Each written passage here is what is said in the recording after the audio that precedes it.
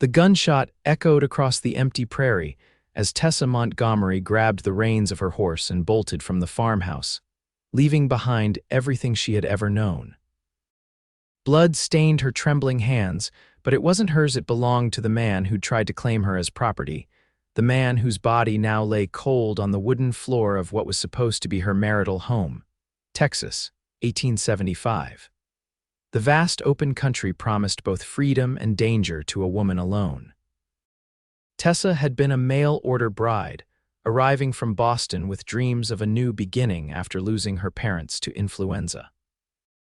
Instead, she'd found herself trapped with Jeremiah Wilson, a man whose gentle letters had masked a violent nature that revealed itself the moment the preacher pronounced them husband and wife. For 3 months, she'd endured. Tonight, when he'd come at her with a broken whiskey bottle, something inside her had snapped. The shotgun had been within reach, and her survival instinct had done the rest.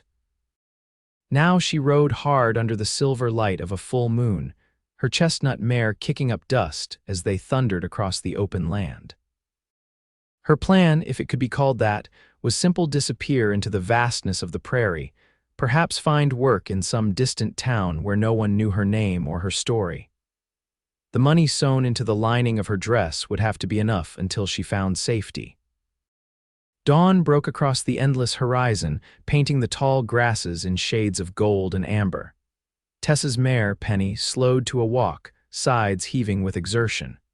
Tessa herself felt hollow, drained of everything but the primal need to keep moving. Her honey-brown hair had come loose from its pins, falling in tangled waves past her shoulders. Her blue calico dress was stained with dust and spattered with evidence of what she'd done. She guided Penny toward a small creek cutting through the prairie. As the horse drank greedily, Tessa slid from the saddle, her legs nearly buckling beneath her.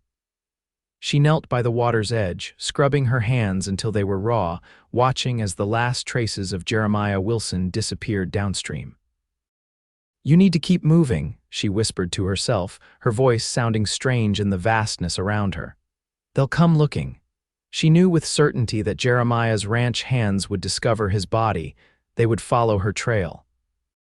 In a territory where justice was often delivered at the end of a rope, she would find no sympathy or understanding for what she'd done, not as a woman, and certainly not as an outsider.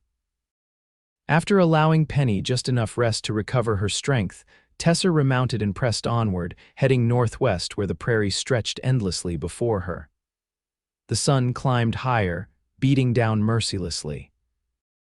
She pulled her bonnet lower over her face, both for protection from the heat and to hide her features should she encounter any travelers. By midday, the vastness of her situation had fully dawned on her. She had supplies for perhaps 3 days: a water skin, some hardtack, dried beef, and a small bag of coffee. The revolver she'd taken from Jeremiah's desk had only 5 bullets, and winter would come eventually, even to Texas. She continued riding until dusk, when exhaustion forced her to make camp in a shallow ravine that offered some protection from the wind and would hide her small fire from distant eyes. After tending to Penny, she huddled close to the tiny flames, too tired to even eat. Sleep claimed her almost instantly, a deep, dreamless unconsciousness born of complete physical and emotional depletion. The sound of hoofbeats woke her before dawn. Tessa's eyes flew open, heart thundering in her chest. She scrambled to her feet, extinguishing the last embers of her fire with dirt. The hoofbeats were still distant but growing steadily closer. She grabbed Penny's reins, speaking soothingly to the mare as she quickly gathered her meager belongings. Within minutes, she was mounted and moving again, keeping to the lower ground where the tall grasses might conceal her passage. The eastern sky was just beginning to lighten, giving her enough visibility to navigate but still dark enough to provide cover. The hoofbeats behind her grew louder, then faded, then returned stronger. Someone was tracking her, following her trail with the patience of a hunter. Tessa pushed Penny harder, though she knew the mare couldn't maintain a gallop for long after yesterday's exertion. By mid-morning, Tessa spotted a stand of cottonwoods in the distance, likely indicating another creek or small river. She headed toward it, desperate for water and a moment's rest. The pursuer's hoofbeats had faded again, but she harbored no illusions that she had lost them. The cottonwoods indeed marked a small stream, its banks lined with stones and stubborn shrubs. Tessa dismounted hastily, leading Penny to drink while she refilled her water skin. Her hands shook with fatigue and fear. "I wouldn't drink downstream if I were you, madam." The deep voice froze her in place. Slowly, Tessa turned, one hand moving toward the revolver concealed in her saddlebag. He sat astride a magnificent black stallion at the edge of the trees, a tall man with broad shoulders and sun-bronzed skin. His dark hair curled beneath a wide-brimmed hat, and several days' worth of stubble shadowed his jaw. He wasn't dressed like the ranch hands who worked for Jeremiah. His clothing was finer, though Trail wore a dark shirt, leather vest, and denim trousers tucked into well-used boots. What caught Tessa's attention most, however, were his eyes, a startling blue against his tanned face, watching her with an intensity that made her throat go dry. "The water's cleaner upstream," he continued, nodding toward a bend in the creek. "Cattle herd passed through here yesterday. Mudded everything downstream." Tessa remained silent, her fingers now wrapped around the grip of the revolver. The stranger dismounted in one fluid motion, leading his horse closer but stopping at a respectful distance. "Name's Dawson Reed. I'm not looking to cause you any trouble, miss." "Keep your distance," Tessa warned, pulling the revolver free and aiming it at him with hands that trembled slightly. "Are you tracking me?" A faint smile crossed his face as he raised his hands slightly. "Yes, madam, I am, but probably not for the reason you're thinking." "You're not from the Wilson Ranch." "No, I'm not associated with Jeremiah Wilson or his outfit." Dawson's expression darkened slightly. "Though I know enough about the man to understand why a woman might feel the need to flee from him." Tessa's grip on the revolver didn't waver. "Then why are you following me?" "I was riding to Fairview when I passed by the Wilson place early this morning, saw quite a commotion. Sheriff and his deputies were there." He paused, studying her face. "They're saying his wife shot him and ran. They've got a posse forming." Fear clutched at Tessa's heart. A posse meant multiple riders, men who knew the territory far better than she did. "And you thought you'd collect the bounty by bringing me in yourself?" Dawson shook his head. "No bounty that I heard of. And I'm not in the business of turning women over to men like Sheriff Burke. He's got a reputation for ensuring prisoners don't make it to trial if they've crossed certain influential folks in the county." "Then why?" Tessa demanded again. "Because I heard some of the ranch hands talking while the sheriff was inside, about what kind of man Wilson really was." Dawson's blue eyes held her steadily, "and about what they planned to do if they caught his wife before the sheriff's posse did." A chill ran through Tessa despite the morning heat. "I figured any woman married to Wilson who had the courage to do what you did deserved better than what was coming for her," he continued. "So I decided to find you first." "To do what?" "To help you disappear properly." Dawson gestured toward the horizon. "You're heading northwest, which is smart, less populated, but you're leaving a trail even a child could follow, and that horse is nearly spent. You need someone who knows this territory, someone who can help you reach somewhere safe." Tessa's mind raced. Everything in her upbringing warned against trusting a strange man on the prairie, yet something in his straightforward manner gave her pause.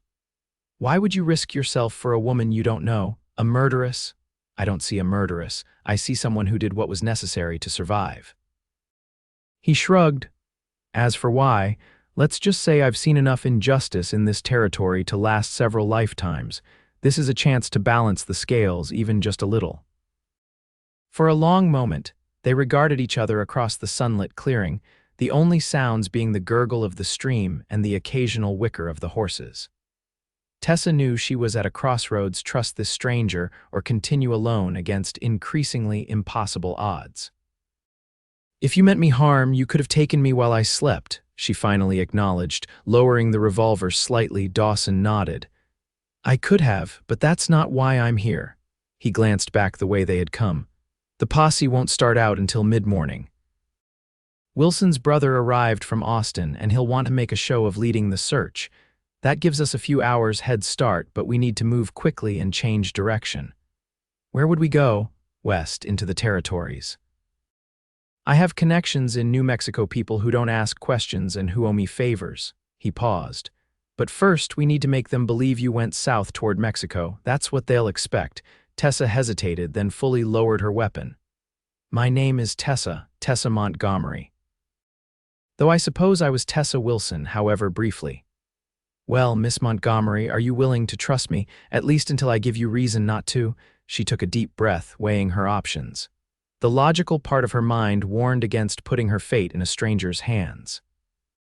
But instinct, the same instinct that had made her reach for Jeremiah's shotgun, told her this man was offering her only real chance. Yes, she said finally. I am. Dawson's face softened with the first genuine smile she'd seen from him. Good. Then let's start by resting your horse and having something to eat. You look about ready to fall from the saddle, and we've got a long ride ahead. He moved with efficient ease, unsaddling both horses to let them rest properly and producing supplies from his saddlebags that far exceeded Tessa's meager provisions. Within minutes, he had coffee brewing over a small fire shielded by rocks. As Tessa sipped the strong, hot coffee, she studied her unexpected ally. Dawson Reed moved with the confidence of a man accustomed to the harsh realities of frontier life, yet there was a gentleness in how he treated the horses and a courtesy in his manner toward her that spoke of different origins. You're not from Texas originally, she observed. He glanced up from where he was slicing dried beef. That obvious, your accent. It's not quite southern, not quite western. Born in Pennsylvania, came west after the war. He handed her a tin plate with beef and hardtack. You've got a good ear, most people can't place it. I taught music before I came west, Tessa explained, accepting the food gratefully. Piano primarily, but voice as well. You develop an ear for such things. A music teacher, Dawson mused. How does a Pennsylvania music teacher end up in the Texas territory? Tessa stared into her coffee. After my parents died, I had few options in Boston. Teaching positions that paid enough to live on were scarce for women. I saw an advertisement for mail-order brides, respectable women sought by established gentlemen in the Western territories.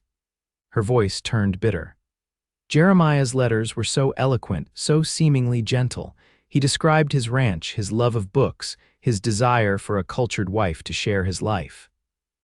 And the reality was different, Dawson stated rather than asked. The reality was a crude cabin on a failing ranch, a man who could barely write his own name, let alone the letters I received, and a temper that emerged the moment we were alone. She swallowed hard. The man who wrote those letters was his cousin in Austin, a schoolteacher who helped Jeremiah trick women into coming west. Dawson's expression hardened. There was another woman before you, wasn't there? Tessa nodded. His first wife. The ranch hands told me she ran off 6 months before I arrived. I found her wedding band hidden in a jar on the top shelf of the pantry. When I asked Jeremiah about it, She touched her cheek unconsciously, remembering the blow. That was the first time he hit me. And you think she met the same fate you were headed for? I know she did. Last night before it happened, he was drunk, ranting about how I was ungrateful, just like Sarah, how he'd put me in the ground like he did her if I didn't learn my place. Tessa's voice had gone hollow. That's when he came at me with the bottle. I knew he meant it. I knew I'd die if I didn't act. Dawson was silent for a long moment. You did what you had to do, Tessa. No one should fault you for that. The law will, she said simply. The law out here is often just powerful men protecting their own interests. He began packing up their small camp. We should move soon. I want to create a false trail heading south before we double back west.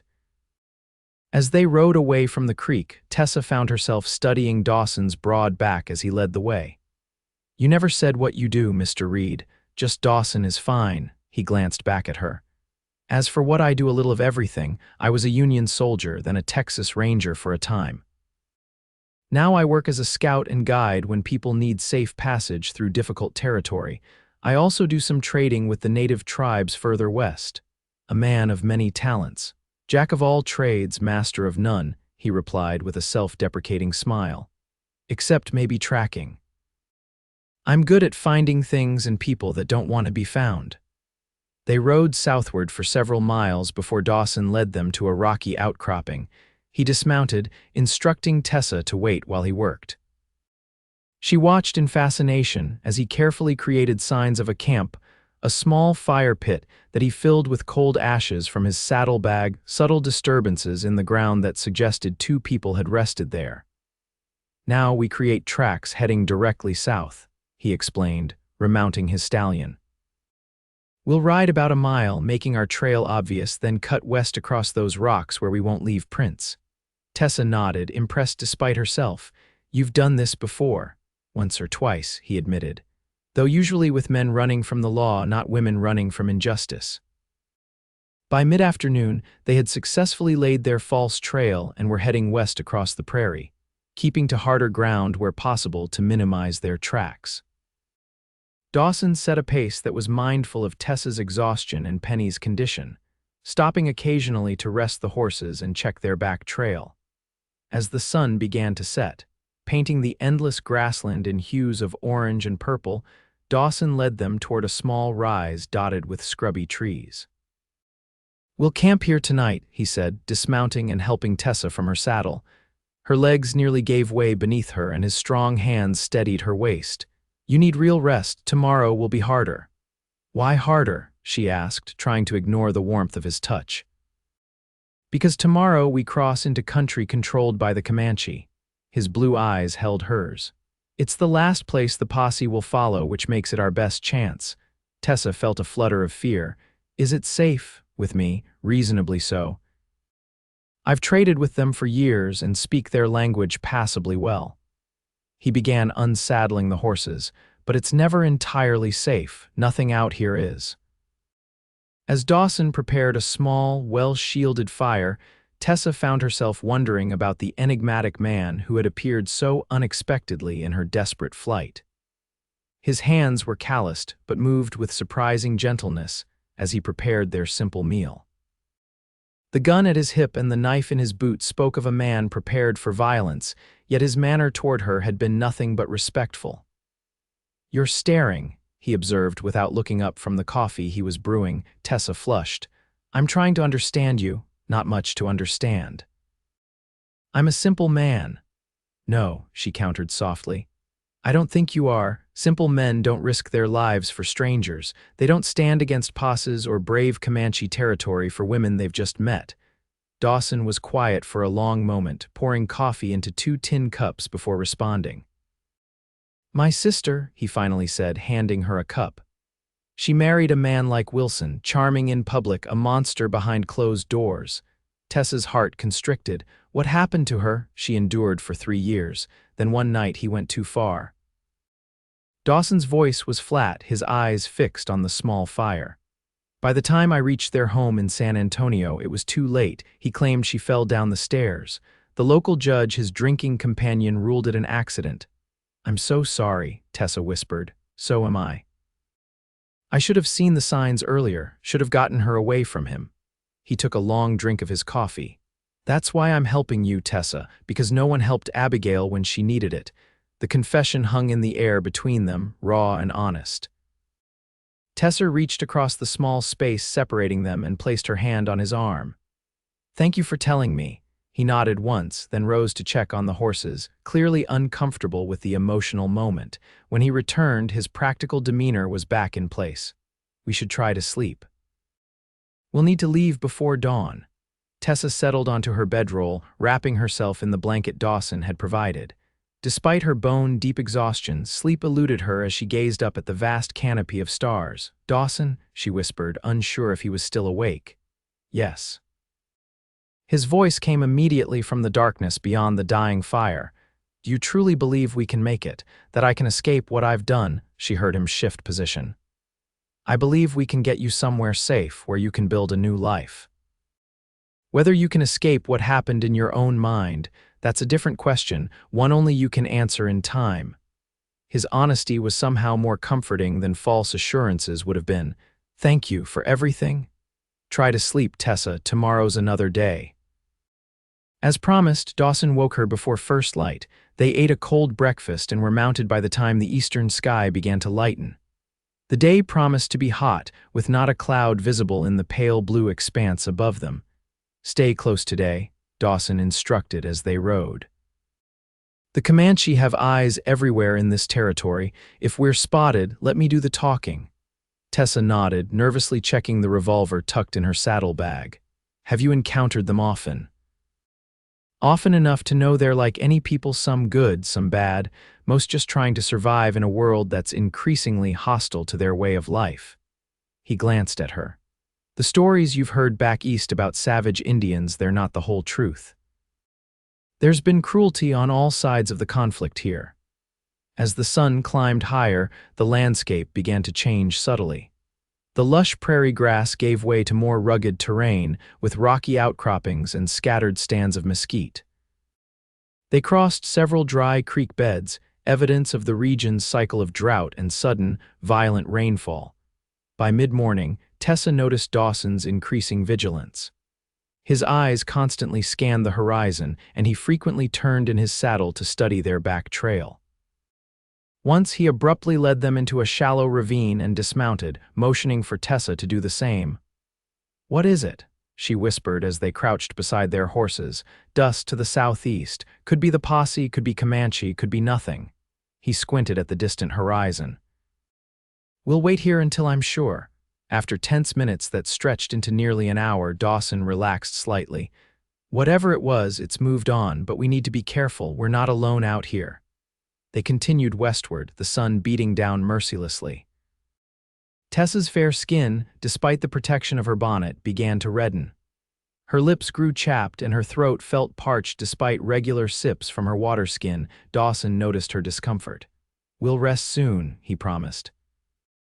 "There's a spring about 2 miles ahead where we can refill our water and give the horses a proper drink."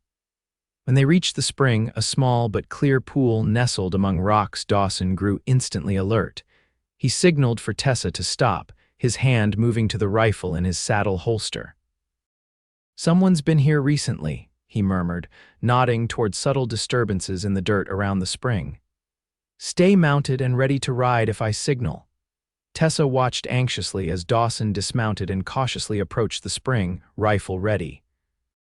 He examined the ground carefully, then the surrounding rocks. "Comanche," he finally said. "3 riders, probably scouts. They left heading northwest." He gestured for her to dismount. "We can rest here briefly, but we need to be vigilant." As they watered the horses and refilled their water skins, Tessa caught Dawson watching her with an unreadable expression. "What is it?" she asked. "You're handling this better than most would," he observed. "Most Eastern women I've met would be in hysterics by now." "Most Eastern women haven't shot their husbands and fled across the prairie," Tessa replied dryly. Then, more seriously, "Fear is a luxury I can't afford right now. Perhaps later, when if I'm safe, I'll allow myself to fall apart." Dawson nodded. "You're stronger than you realize." They rested for half an hour, consuming some of their dwindling supplies before continuing their journey. The terrain grew increasingly rugged as they progressed, with the flat prairie giving way to rolling hills and more frequent stands of trees. Late in the afternoon, as they crested a small rise, Dawson suddenly raised his hand, signaling Tessa to stop. She pulled up beside him, following his gaze to the valley below. In the distance, a small column of smoke rose from what appeared to be a campfire. "Is it the posse?" she asked, heart racing. Dawson shook his head. "Wrong direction, more likely Comanche." He studied the smoke thoughtfully. "This changes things. We need to alter our route." "Wouldn't it be better to avoid them entirely?" "Ordinarily, yes. But we're in their territory now, and they've almost certainly been aware of us for hours." He turned to her, expression grave. "Our best option may be to approach openly and peacefully. If we try to sneak around and they catch us, they'll assume we have hostile intentions." Fear clutched at Tessa's throat, "And if they're not friendly, then we'll have problems either way." He adjusted his hat. "But I know the headman of one of the bands that frequents this area. If it's White Bear's people, we have a chance." "And if it's not?" Dawson met her eyes steadily. "Then we ride hard and hope for the best. But I need to know, do you trust me to make this decision? Because once we commit, there's no turning back." Tessa took a deep breath, studying the man who had become her protector in such a short time. Despite her natural caution, she found herself nodding. "I trust you. Good. Stay close, follow my lead, and no matter what happens, remain calm." He adjusted his rifle in its scabbard but did not draw it. "We approach openly, with empty hands, no sudden movements." As they descended into the valley, riding at a walk, Tessa felt as though her heart might burst from her chest. The smoke grew closer, and soon she could make out the shapes of several tipis arranged in a small circle. Figures moved about the camp and horses grazed nearby. When they were within half a mile, 3 mounted warriors appeared seemingly from nowhere, blocking their path. They sat tall and proud on their ponies, their faces impassive, spears held vertically beside them. Dawson raised his empty hands in greeting and spoke several phrases in a language Tessa didn't understand.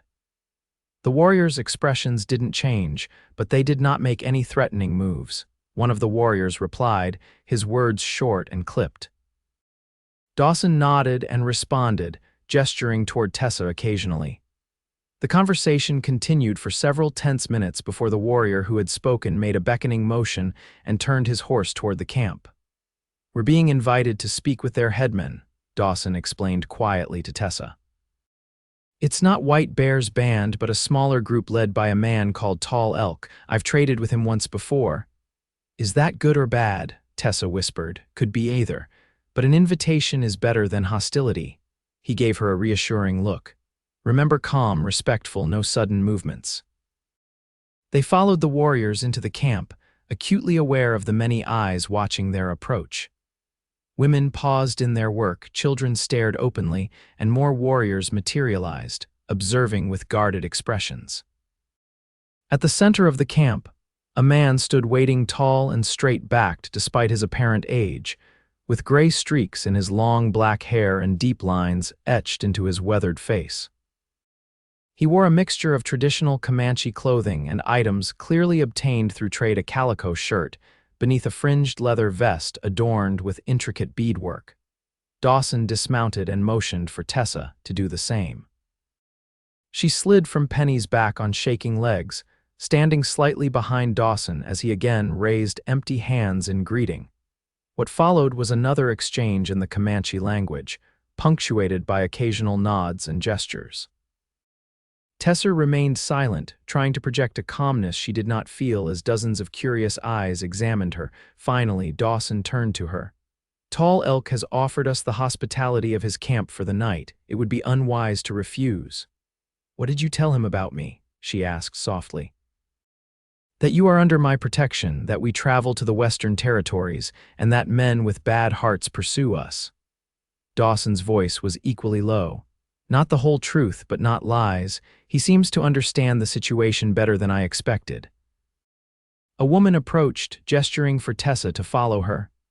Tessa glanced uncertainly at Dawson. "Go with her," he encouraged. "They're offering food and shelter. It's a sign of acceptance." Tessa followed the woman to one of the tipis, ducking through the entrance into the surprisingly spacious interior. Inside, several women were preparing food, working with quiet efficiency. The woman who had led her in motioned for her to sit on a buffalo robe spread near the small central fire. Outside, she could hear Dawson still conversing with Tall Elk. Though her instinct was to stay close to her protector, she understood the importance of showing respect for their host's customs. The women offered her a wooden bowl containing some kind of stew, which she accepted with a grateful smile. As twilight fell, Dawson joined her at the fire, his expression more relaxed than it had been all day. "We're fortunate," he said quietly. "Tall Elk scouts have seen the posse. They're still following our false trail south." Relief washed through Tessa.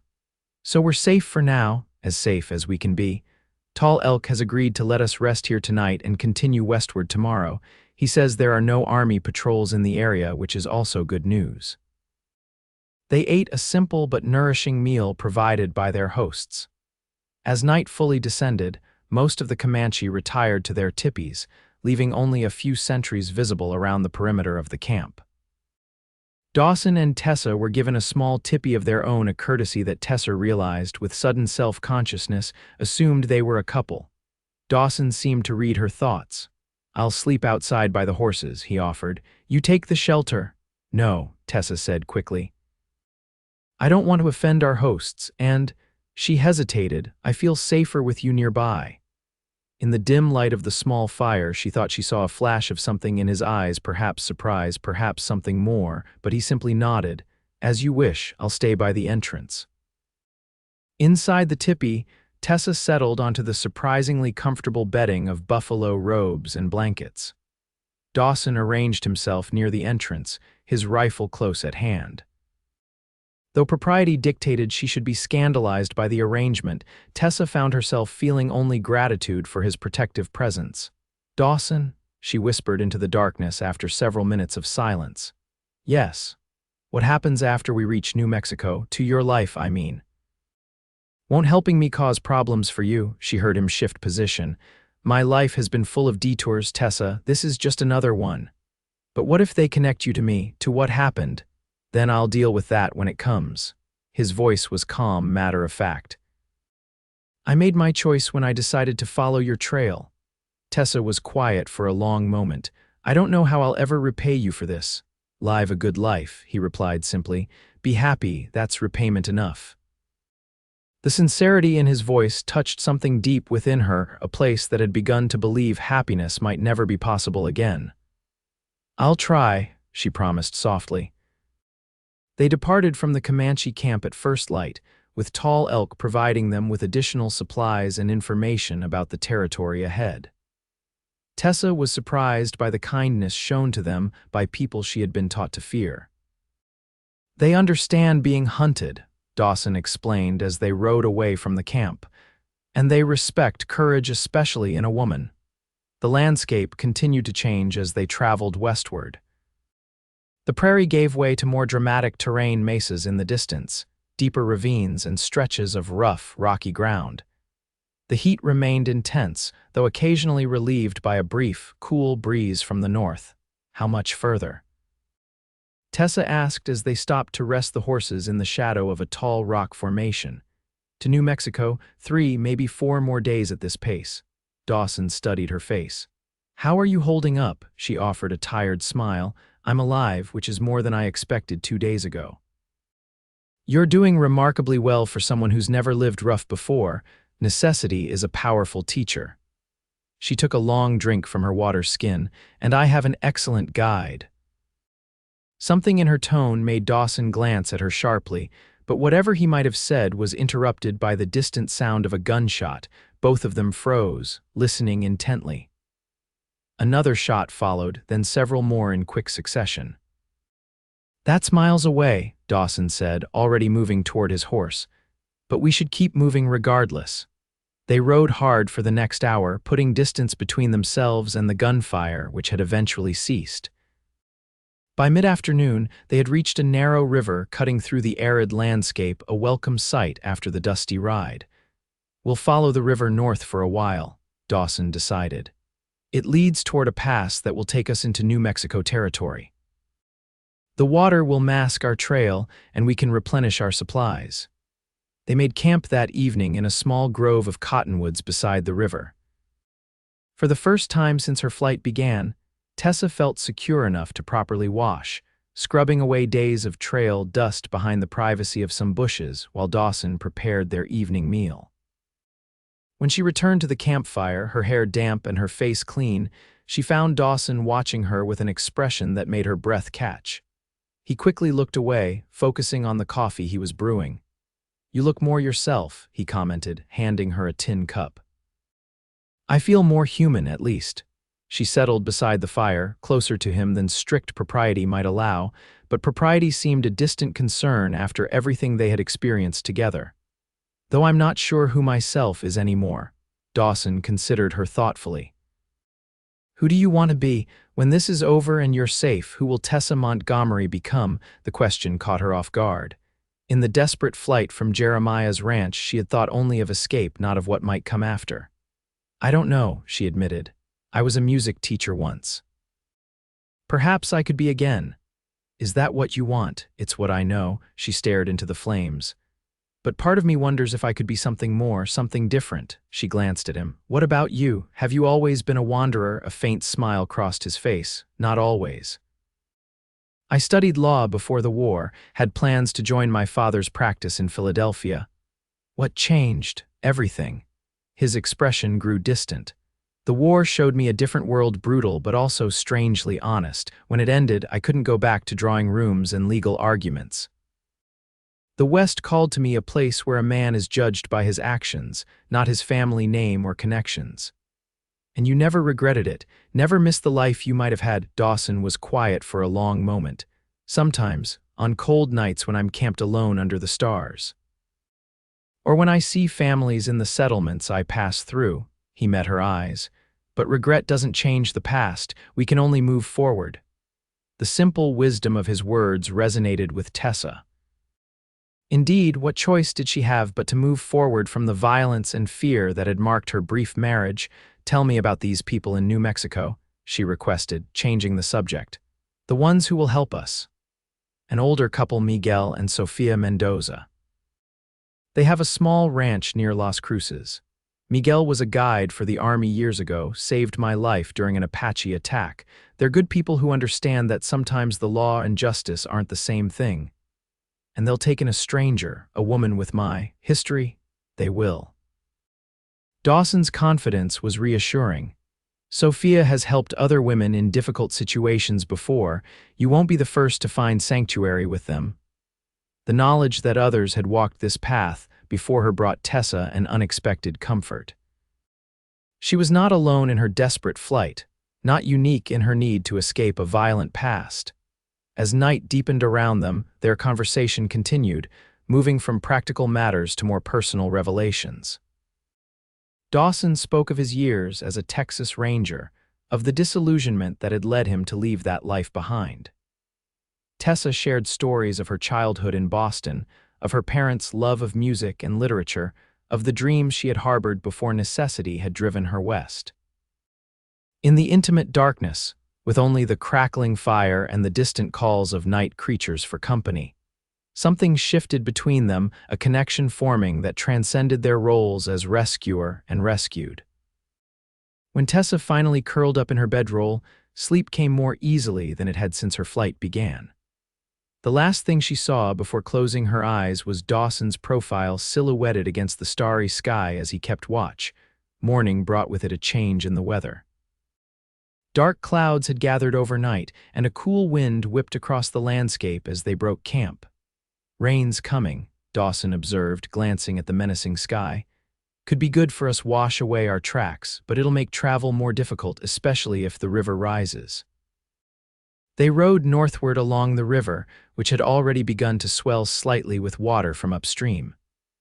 By mid-morning, the first heavy drops began to fall, quickly intensifying into a steady downpour. Dawson pulled a folded oilskin from his saddlebag and passed it to Tessa, who gratefully wrapped it around her shoulders. The rain continued unabated for hours, soaking through their clothing despite their best efforts. The ground became treacherous, with Penny nearly losing her footing several times on the slick mud.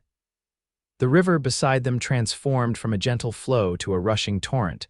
Brown with silt and debris by early afternoon, Dawson began looking for shelter. The rain had turned the world into a gray blur, reducing visibility and chilling them to the bone. "There," he finally called over the roar of the storm, pointing to a dark opening in a rocky hillside ahead. "A cave or an overhang. We need to get out of this before nightfall." They approached cautiously, Dawson insisting on checking the shelter before allowing Tessa to enter. It proved to be a shallow cave, dry and mercifully empty of any wildlife larger than a few insects.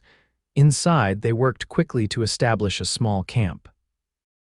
There was no possibility of a fire with all wood soaked through, but Dawson produced a small oil lamp from his seemingly bottomless saddlebags, providing them with light and a modicum of warmth. Tessa shivered violently as she peeled off her soaked outer garments. Dawson politely turned his back, busying himself with the horses as she wrapped herself in a relatively dry blanket. "The storm might last through the night," he said, returning to sit beside her after tending to the animals. We should try to rest while we can. I'm so cold, Tessa admitted, her teeth chattering despite the blanket. Dawson hesitated, then removed his damp jacket and moved closer to her. Body heat, he explained simply. If you'll permit me, she nodded, and he carefully placed his arm around her shoulders, drawing her against his side. The impropriety of their position was overshadowed by the practical necessity of warmth, at least. That's what Tessa told herself as she leaned into his solid strength. Better, he asked, his voice a low rumble she could feel through his chest. Yes, she whispered, acutely aware of the masculine scent of him beneath the smell of rain and horses. They sat in silence for a time, listening to the storm rage outside their shelter. Gradually, warmth returned to Tessa's limbs and her shivering subsided. Yet neither of them moved to break the contact.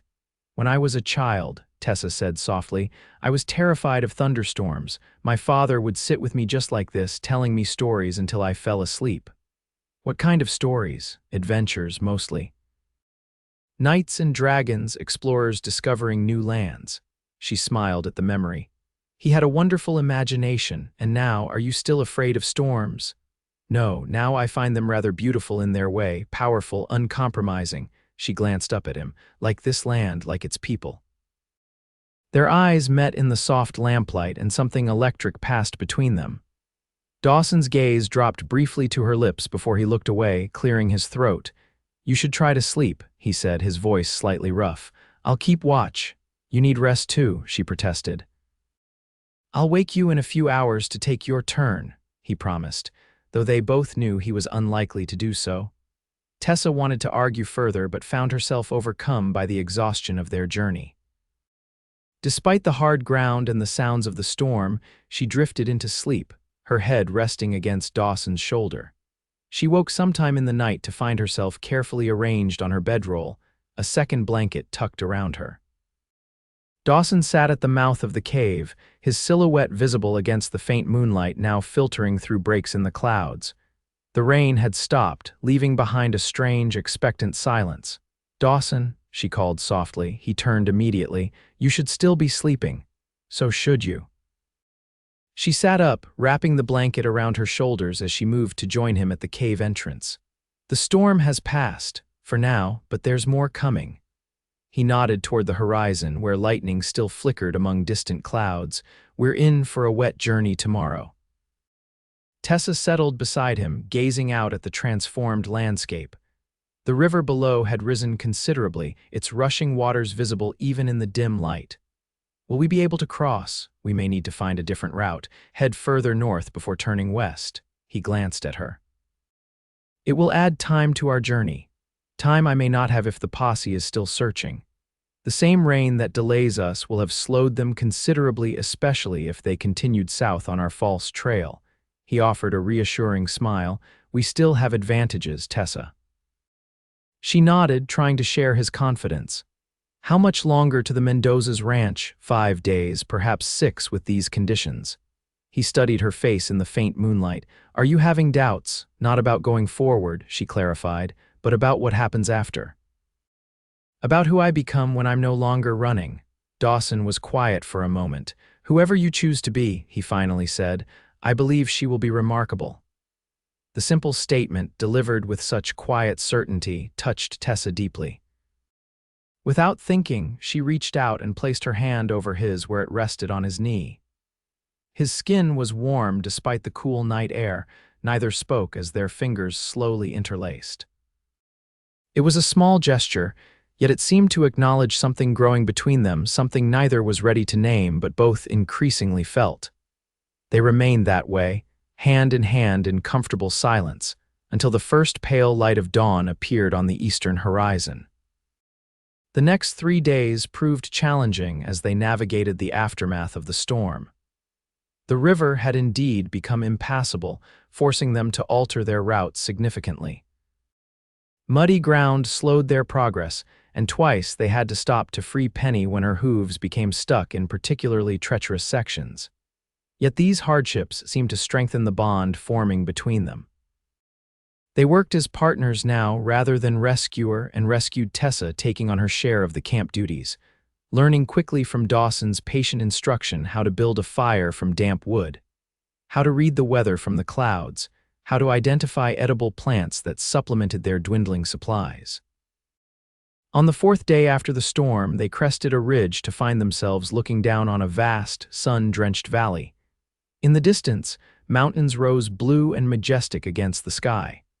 New Mexico territory, Dawson announced, satisfaction evident in his voice. We'll cross the border by nightfall.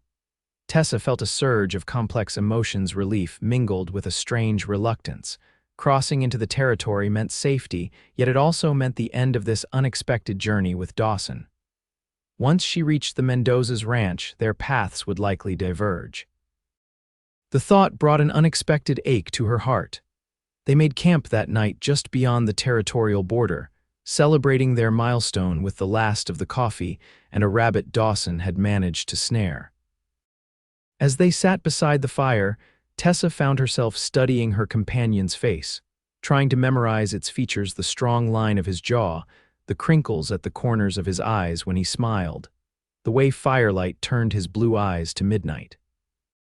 "You're staring again," he observed, echoing his words from days earlier. This time Tessa didn't look away. "I'm trying to remember." Something shifted in his expression. "Remember what?" "Everything. This journey, these days with you." She hesitated, then added softly, "Your face." Dawson set aside his tin cup, his gaze holding hers. "Tessa, I know," she interrupted. "I know this ends soon. You'll deliver me safely to the Mendozas, and then you'll return to your life, as you should." She attempted a smile. "I just want to remember the man who saved me." He reached across the small space between them, his calloused fingers gently brushing a strand of hair from her face. "Is that all I am to you? A rescuer?" Her breath caught at his touch. "You know it isn't." For a long moment, neither moved. Then, with deliberate slowness, Dawson leaned forward. He paused, his face inches from hers, giving her the opportunity to withdraw. Instead, Tessa closed the distance between them. The kiss was gentle, at first tentative, questioning. But when Tessa's hand came up to rest against his chest, feeling the steady beat of his heart beneath her palm, something broke loose within both of them. The kiss deepened, becoming an expression of everything they had experienced together: fear and courage, desperation and hope, the unexpected connection forged in the crucible of their journey. When they finally parted, both slightly breathless, Dawson rested his forehead against hers. "I didn't plan for this," he admitted quietly. "For you, nor I for you." Her fingers traced the line of his jaw, marveling at the right to touch him this way. "What happens now, Dawson?" He drew back slightly, his expression serious. "That depends on what you want, Tessa. The Mendozas will give you sanctuary, help you build a new life. You'll be safe there. And you, I have commitments, guide work that will take me north for a time." His hand covered hers where it still rested against his face. "But I could return if you wanted me to." The implication of his words, that this need not be an ending, filled Tessa with unexpected joy. "I would want that, very much." His smile was slow and genuine. "Then I'll return." He kissed her again, sealing the promise between them. This time there was certainty in the embrace, a declaration of intentions that required no further words. When they finally settled into their separate bedrolls, propriety still maintained despite their acknowledged feelings, Tessa fell asleep with hope blooming in her heart for the first time since she had fled into the prairie. They reached the Mendoza ranch 2 days later, approaching the modest adobe homestead as afternoon shadows lengthened across the land. Smoke rose from the chimney, and a few goats grazed in a pen near the house. Fields of corn and beans stretched to the east, irrigated by a clever system of ditches that channeled water from a nearby stream. As they rode into the yard, the front door opened, and an older man emerged, short but solidly built, with silver-streaked black hair and a face weathered by decades under the southwestern sun. "Miguel," Dawson called in greeting, dismounting and stepping forward with extended hand. "Dawson Reed," the man replied, his accented voice warm with genuine pleasure. "It has been too long, my friend." He clasped Dawson's hand firmly, then turned curious eyes toward Tessa. "This is Miss Tessa Montgomery," Dawson introduced her, helping her dismount. Tessa Miguel Mendoza. "Welcome to our home, Miss Montgomery," Miguel said with a slight bow. "Any friend of Dawson's is welcome here." Before Tessa could respond, a woman appeared in the doorway, small and round, with kind eyes and silver-streaked black hair pulled back in a practical bun. "Sophia," Dawson greeted her with obvious affection, "you haven't aged a day." "And you remain a terrible liar, Dawson Reed," she replied with a laugh, stepping forward to embrace him. When she turned to Tessa, her expression softened with understanding. "Come inside, child, you look exhausted." The interior of the Mendoza home was simple but comfortable, with whitewashed walls adorned with colorful weavings and religious icons. The main room centered around a large hearth where a pot of something savory simmered, filling the house with appetizing aromas. While Miguel took Dawson to see to the horses, Sophia led Tessa to a small bedroom. "You can wash here," she said, indicating a basin of water and clean towels. "I'll find you some fresh clothing, then we will talk over dinner." Left alone, Tessa felt an overwhelming sense of unreality. After days on the trail, the simple comforts of the room, a real bed with a colorful quilt, a mirror hanging on the wall, the basin of clean water seemed almost foreign. She washed thoroughly, wincing at the sight of her reflection sunburned, her hair tangled despite her best efforts to maintain it on the journey. When Sophia returned with a simple but clean dress, Tessa thanked her with genuine gratitude. "You're very kind to take in a stranger this way." The older woman's eyes were gentle but knowing. "Dawson's message said you were in trouble. That is enough for us. The rest you will tell us when you are ready." Over dinner, a hearty stew served with fresh tortillas. Tessa did tell her story, encouraged by Dawson's supportive presence beside her. She spoke honestly of her marriage to Jeremiah, the abuse she had endured, and the final confrontation that had ended with his death. She explained her desperate flight and Dawson's unexpected intervention. Miguel and Sophia listened without interruption, their expressions grave but not judgmental. When Tessa finished, Sophia reached across the table to take her hand. "You did what was necessary to survive," she said firmly. "There is no sin in that." "Sophia is right," Miguel added, "and you are safe here. The law from Texas has no power in this territory, especially not for a woman protecting herself from such a man." The simple acceptance in their words brought tears to Tessa's eyes. "I don't know how to thank you." "By living," Sophia said simply, "by finding happiness again." Later, as Miguel showed Dawson to the small bunkhouse where he would sleep, Tessa helped Sophia clear the table. The older woman worked in comfortable silence for a few minutes before speaking. "He cares for you deeply," she observed, her eyes twinkling. "I have known Dawson Reed for many years, but I have never seen him look at anyone the way he looks at you." Tessa felt warmth rise in her cheeks. "Our circumstances have been unusual, perhaps. But what grows between two people in difficult times is often more real than what develops in comfort and ease." Sophia handed her a plate to dry. "The question is, what will you do about it? He says he will return after his work in the north, and you will wait."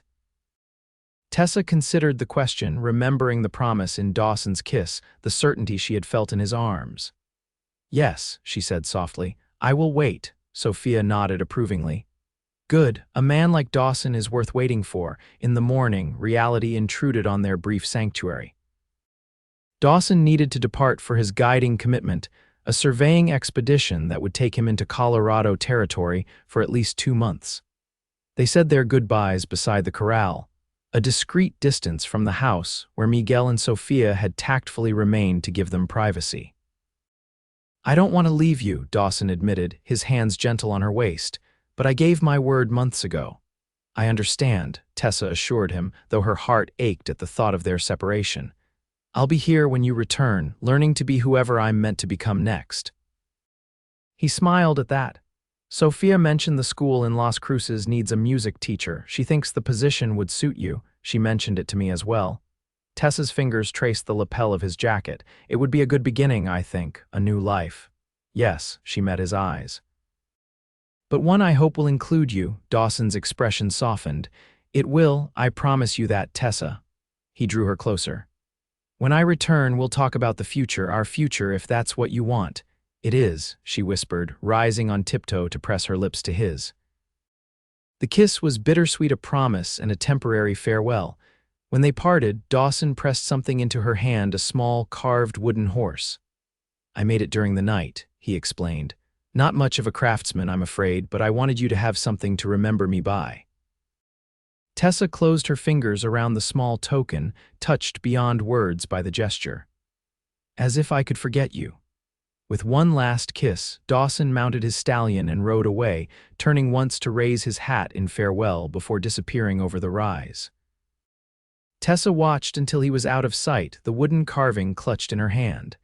Then she turned back toward the adobe house where Sophia waited on the porch, a knowing smile on her kind face.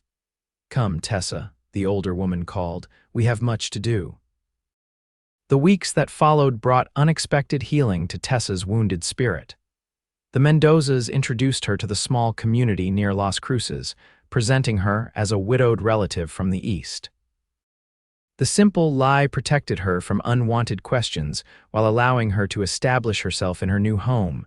The position at the school proved ideal. The small adobe building housed just 12 students of varying ages, all eager to learn from the new teacher from Boston. Tessa found herself remembering the joy she had once found in music and education, before fear and survival had consumed her world. Sophia became both friend and surrogate mother, teaching Tessa the skills needed for life in the territory: how to cook over an open hearth, how to tend the garden in the harsh climate, how to speak basic Spanish phrases necessary for daily interactions in the predominantly Mexican-American community. Miguel, more reserved but equally kind, taught her to ride properly, not just to stay on a horse, but to truly communicate with the animal. Under his tutelage, Tessa developed a genuine bond with Penny, who had carried her so faithfully on her desperate journey. As summer turned to autumn, Tessa found herself transformed not just externally, with skin now golden brown from the sun and hands calloused from work, but internally as well. The constant fear that had been her companion since her marriage had gradually receded, replaced by a growing confidence in her ability to face whatever challenges life presented. Yet beneath this newfound strength lay a constant awareness of Dawson's absence. Each evening, she would take out the small wooden horse he had carved, running her fingers over its simple lines while wondering where he was, if he was safe, if his thoughts turned to her as frequently as hers did to him. "Love makes the waiting harder," Sophia observed one evening as they sat on the porch, watching the sunset paint the distant mountains in shades of purple and gold. Tessa didn't bother denying the emotion. "Is it always this difficult?" "Always," the older woman confirmed with a smile. Miguel was gone for months at a time when he guided for the army. Each separation felt eternal. Yet you endured it. I did more than endure.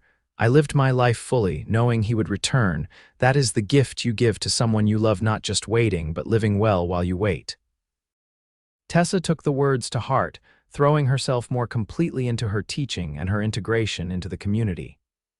She joined in local celebrations, attended church services despite her imperfect Spanish, and even began giving private music lessons to supplement her modest teacher's salary. October brought the first chill to the desert air. The mountains to the west were occasionally dusted with snow, visible as white caps against the blue sky. Tessa found herself watching the northern trail more frequently, hoping each distant rider might be Dawson returning earlier than expected. It was on one such evening, as she sat on the small porch of the room she now rented in town, that Miguel Mendoza appeared on his mule. His expression as he dismounted sent a chill through Tessa that had nothing to do with the autumn air. "What is it?" she asked, rising to meet him. "Is Sophia unwell?" "Sophia is fine," he assured her quickly. "But news has come that you should hear." He hesitated. "May I come inside?" In her small but comfortable room, Miguel removed his hat, turning it nervously in his hands before speaking. "A trader from Texas passed through our ranch yesterday. He brought newspapers from several towns." He reached into his jacket and withdrew a folded, wrinkled newspaper. "This is from a town near where you lived before." With trembling fingers, Tessa unfolded the paper. The headline leaped out at her. Wilson murder solved, ranch hand confesses. She sank onto a chair, scanning the article with growing disbelief. According to the story, a ranch hand named Thomas Calloway had confessed to killing Jeremiah Wilson during an argument over unpaid wages. Calloway had apparently fled south toward Mexico but was captured and returned to stand trial. He had been sentenced to hang. "I don't understand," Tessa whispered. "I never knew any Thomas Calloway. I'm the one who—" "Read further," Miguel urged gently. Her eyes moved down the page to a smaller article beneath the main story. Missing wife presumed dead. The piece stated that Tessa Wilson, who had disappeared the night of her husband's murder, was now believed to have been killed by Calloway as well, though her body had never been recovered. The article mentioned substantial blood evidence suggesting a second victim and quoted Jeremiah's brother lamenting the loss of his beloved sister-in-law. "This is a lie," Tessa said, her voice shaking. "All of it. There was no ranch hand, and the only blood was Jeremiah's." She looked up at Miguel. "Someone has fabricated this entire story. But why?" Miguel settled into the chair opposite her. The trader who brought the newspaper had more information rumors he had heard. He said Wilson's brother discovered something after the murder papers, letters that would have damaged the family's reputation, something to do with the previous wife who disappeared. "Sarah," Tessa breathed, "I knew he had killed her." "It seems Wilson's brother preferred a story about a disgruntled employee to the truth about his family," Miguel continued. "Perhaps he even paid this Calloway to confess, and declared me dead to end any search." Tessa stared at the newspaper, trying to process this unexpected development. "What does this mean for me?" "It means you are free," Miguel said simply. "Legally, Tessa Wilson is dead. No one will be looking for you anymore." The realization washed over her in waves: relief, disbelief, and a strange grief for the innocent woman she had once been, now officially erased from existence. "I should feel happy," she said softly, "but instead I feel—" "It is a kind of death," Miguel acknowledged, "even if it brings freedom. You are allowed to mourn it." He left soon after, promising to return the following day with Sophia. Alone in her room, Tessa sat for hours with the newspaper in her lap, reading and rereading the articles that had so unexpectedly changed her circumstances. Thomas Calloway would hang for a crime she had committed. A man would die while she lived freely under the New Mexico sky. The injustice of it twisted inside her, yet she knew there was nothing she could do without sacrificing her own life and perhaps even the lives of those who had helped her.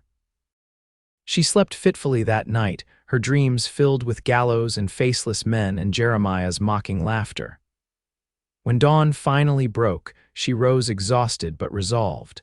She would continue building her new life, carrying the burden of this knowledge as penance for her part in the tragedy. 3 days later, as Tessa was walking home from the school, a familiar figure appeared at the end of the dusty street. For a moment, she thought her longing had conjured an apparition, a trick of the evening light. Then he moved toward her, and she knew. "Dawson," she whispered, her feet carrying her forward of their own accord. He looked trail-worn and weary, his clothes dusty from the road, his face leaner than when she had last seen him. But his eyes, those remarkable blue eyes, lit with joy at the sight of her. They met in the middle of the street, heedless of the curious glances from townspeople. Dawson's hands framed her face with gentle reverence. "You're early," was all Tessa could think to say, her heart too full for more eloquent words. The expedition ended sooner than expected. His thumbs brushed her cheeks, and I couldn't stay away any longer. Then he was kissing her, and Tessa was kissing him back, propriety forgotten in the joy of reunion. His arms encircled her waist, lifting her slightly off the ground as he held her close. When they finally parted, both slightly breathless, Tessa became aware of their public location and the interested audience they had attracted.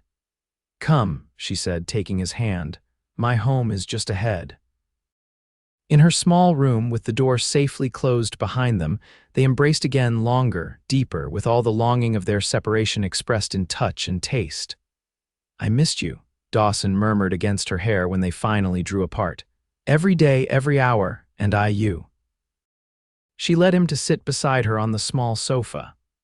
"There is news, Dawson, important news." She showed him the newspaper Miguel had brought, explaining what they had learned about the false confession and her presumed death. Dawson read the articles carefully, his expression growing increasingly troubled. "An innocent man will hang for what I did," Tessa concluded, the guilt evident in her voice. "How can I live with that?" Dawson set the newspaper aside, taking her hands in his. "Tessa, listen to me. This Calloway, if he confessed to a murder he didn't commit, it wasn't out of nobility. Men don't do that without compensation. You think he was paid? I'm certain of it. Wilson's brother probably offered him money for his family in exchange for the confession." Dawson's eyes held hers steadily. "It's a common enough arrangement when powerful men want to control a narrative. That doesn't make it right." "No, it doesn't. But you riding back to Texas to confess wouldn't save him. It would only result in 2 deaths instead of 1 his and yours." Dawson's grip on her hands tightened slightly. "And I've only just found you. I can't lose you now." The raw emotion in his voice penetrated Tessa's guilt. She leaned forward, resting her forehead against his. "What do we do then? We live," he said simply. "We honor the unexpected chance we've been given by making the most of it." He drew back slightly to meet her eyes. "Tessa Montgomery is dead on paper, but she's very much alive before me, and I love her deeply, completely." The declaration, spoken so plainly, sent warmth coursing through her. "Say it again," she whispered. A smile touched his lips. "I love you, Tessa. And I love you." The words felt right, natural, the simple truth of her heart. "What happens now, that depends on what you want." His thumb traced circles on the back of her hand. "I've been offered land, a small ranch north of here. Payment for guiding the surveyors. It's good land with water rights, room enough for horses, some cattle. You would settle down, become a rancher." The idea of Dawson Reed, the perpetual wanderer, establishing permanent roots seemed almost as surprising as his declaration of love, for the right reason, for the right person. His eyes held hers. "I've seen enough of the world, Tessa, traveled enough miles and slept under enough different skies. What I want now is a home, with you if you'll have me." The simplicity of his proposal, absent of flowery language or grand gestures, touched Tessa deeply. This was Dawson, honest, direct, offering his heart and his future with the same straightforward clarity with which he approached everything. "Yes," she said, no hesitation in her voice. "Yes, I will have you, Dawson Reed." His smile was radiant as he reached into his pocket and withdrew a small object, a plain gold band. "I've carried this since Denver," he admitted. "Bought it the day I arrived, before the expedition even began. I knew then what I wanted." As he slipped the ring onto her finger, Tessa felt the final pieces of her new life falling into place. The woman who had fled in terror across the prairie, desperate and alone, had found not just safety but love, not just escape but belonging. They were married 2 weeks later in the small adobe church in Las Cruces, with Miguel and Sofia Mendoza standing as witnesses. Tessa wore a simple dress of pale blue, with wildflowers in her hair. Dawson, in a new shirt and his best buckskins, looked at her with such naked adoration that the elderly priest smiled knowingly as he pronounced them husband and wife. The small ranch that became their home sat in a valley with mountains visible to the west and north. The house was modest but solid, 4 rooms of adobe brick with a wide porch that caught the evening breeze. Fields stretched to the east, and a clear stream provided water year-round, a precious resource in the arid territory. Together, they built a life neither could have imagined in their separate pasts. Dawson, with his knowledge of horses, established a small but respected breeding operation, focusing on strong, intelligent mounts suited to the demanding terrain. Tessa continued teaching music, both at the school in town and to private students who rode out to the ranch for lessons on the piano. Dawson surprised her with, on their first anniversary, hauled all the way from Santa Fe at considerable expense. Their first child, a daughter they named Abigail after Dawson's sister, arrived a year after their wedding, a robust, blue-eyed infant with her mother's honey-colored hair and her father's determined expression. 2 years later came Daniel, equally strong-willed but with Tessa's gentle nature beneath his boyish exuberance.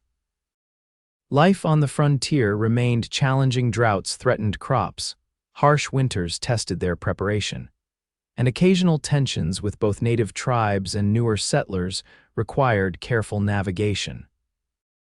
Yet through it all, Tessa and Dawson faced each challenge as they had from the beginning together, with a bond forged in their extraordinary journey from danger to safety, from isolation to connection.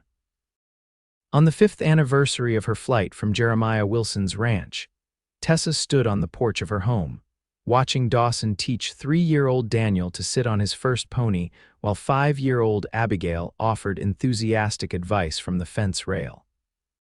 The setting sun bathed the scene in golden light, turning ordinary moments into something precious and extraordinary.